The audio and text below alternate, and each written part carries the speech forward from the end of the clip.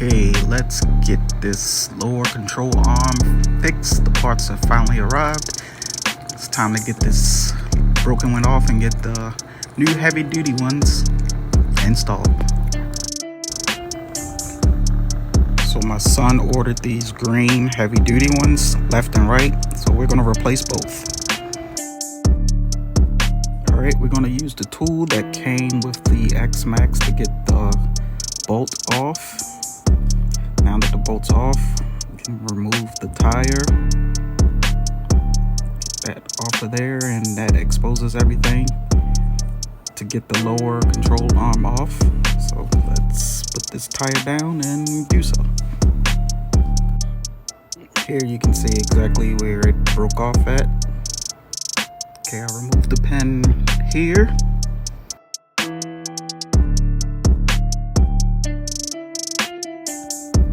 Okay, we're going to use the tool that Traxxas provided. It came with the XMAXX. It's a total of 3 screws, one right here, one in the middle, which is the shortest, and then one to the furthest left right there, and then it's another screw in the rear for a total of 4 screws. So that's the shortest screw, and then you're going to have 3 screws that same size right there. So there's a total of 3 pins that you have to remove. This is the second one I'm removing right now. So with that pin removed, it releases the shock. Now it's time to remove the last 2 screws to get this lower control arm completely free.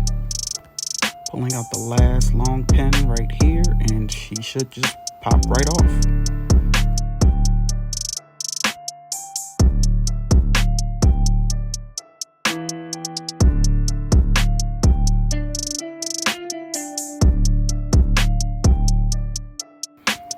So all you want to do is make sure you have the correct side. They're marked left and right. So here we got the left side. We're going to install the left, and you just reverse the order of the way you removed it, and that's pretty much it.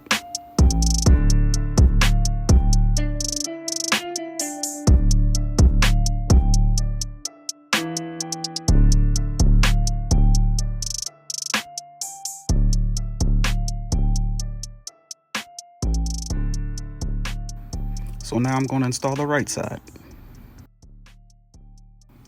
So just a quick side note, these tools that come with the XMAXX aren't good at getting the screws back in. They're good for getting them off, but to put them back in, you need just a little bit more torque. So I recommend using this tool right here to provide a little more torque to screw the screws back in.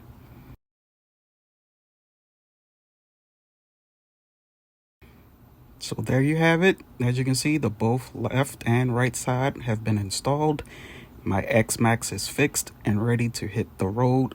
I do have the green upper control arms. I may install at a later date, but that's for another video. If you watched this far, thank you for watching the video. I hope this helped a no pro out.